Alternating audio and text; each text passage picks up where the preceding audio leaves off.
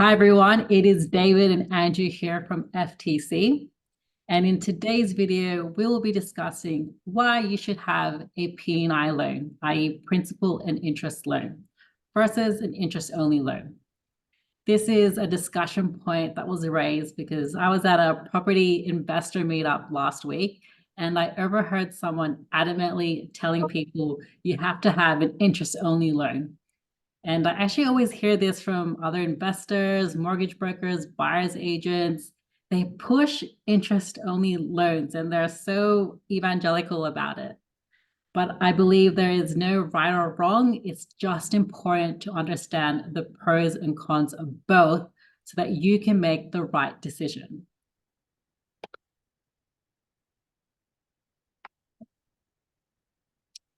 So we prepared a summary of arguments for and against interest-only and P&I loans.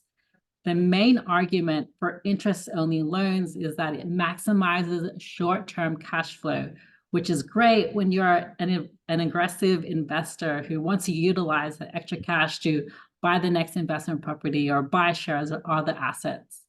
But I also think that the average investor isn't that aggressive when it comes to asset acquisition and is that short-term focused.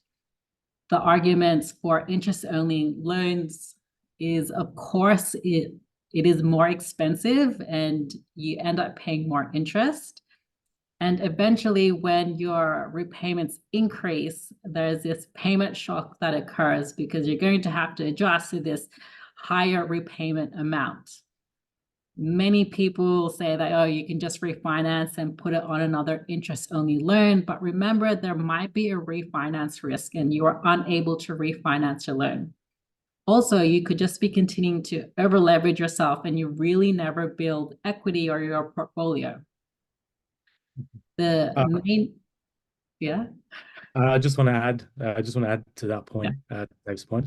So interest-only loans generally are for 5 years only as a maximum period, and then you'll need to refinance, whether that's refinancing and rolling over into another interest-only loan or reverting to a principal and interest loan, depends at that point in time. But essentially the first 5 years, when it's interest only, you're not paying down any of the asset. So you're not actually building equity unless the price is increasing on the other side. Mm-hmm. Yeah, great. Thanks, Andrew, for explaining, the difference between interest only and P&I loans. Of course, with interest only, you're only paying interest, you're not actually paying down the principal or the original loan amount. So the arguments for P&I loans is that you get to build equity faster. And typically the interest rates on the loan is also lower. So the total impact on the total cost of the loan can be significantly reduced. And I think with property investing, it's a long-term game, but once you're in there for long enough, the return of your investment reaches this inflection point where your debt goes down and your asset value goes up, and hence your wealth just escalates.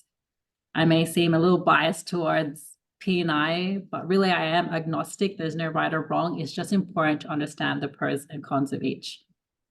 You need to consider your financial goals, your risk tolerance, your cash flow preferences, whether or not it's going to be your principal place of residence or your investment property, because the tax deductibility of interest will also play a part in your overall financial outcome on the transaction.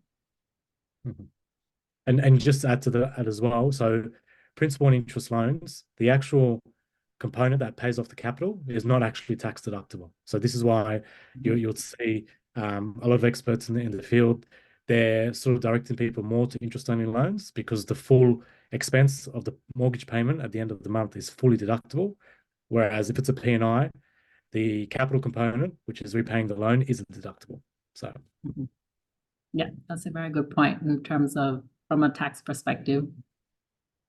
Cool.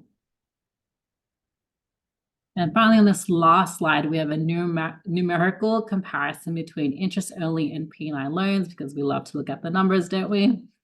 And in the first scenario is the interest-only loan for the first 5 years with a loan amount of $1 million, interest rate of 6%, a loan term of 30 years, you will be starting off with an interest-only repayment of $5,000 a month, and then it switches to that 6.4K a month. So be prepared for that jump in repayments. And then the overall total cost of this loan product is $2.23 million. In the second scenario, we have the principal and interest loan with all other loan terms the same, and the loan repayments are $6,000 a month, and you end up saving 74K on the total cost of the loan. In the last example, we are assuming that you're able to save 0.5% more on your interest rate, and then the monthly repayment now becomes 5.7K a month, and you end up saving almost $2,000 on the total cost of the loan. Of course, this is using very high level assumptions, but it looks like you can save a decent amount of money.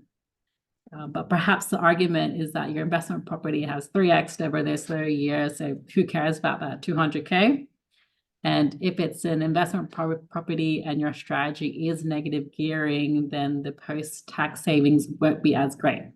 But again, there's no right or wrong, and this is not financial advice, but I hope this has definitely provided you with more information so you can decide which loan product is suitable for you.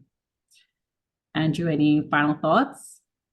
For me, so yeah, I agree with Dave. All comes down to strategy. Me personally, I only do P&I loans because at the end of the day, I want to own the asset rather than rolling over every 5 years. Yes, I may get the tax deduction throughout the period if I go interest only, a higher tax deduction. But the end goal for me is accumulation and building wealth. And yeah, for me, P&I is the way to go. But like you said, everyone has their own strategy, and it's up to everyone individually to make their own decision on which type of loan they prefer. Mm-hmm. And yeah, I have the same sentiment as Andrew. All my loans are P&I loans, just because, yeah, again, I want to build that equity faster. And I feel like you don't want to get in the habit of constantly refinancing, because you can quickly look at the numbers, and every time you get a loan, you end up paying twice as much in the total cost of the loan. So every time you refinance, you're just paying more back to the bank. You're paying more money out of your pocket. So you want to be smart with how you actually use your money and be strategic when you refinance, So yeah. Well, that concludes today's video. If you have any questions, of course, please reach out and have an awesome day. See ya.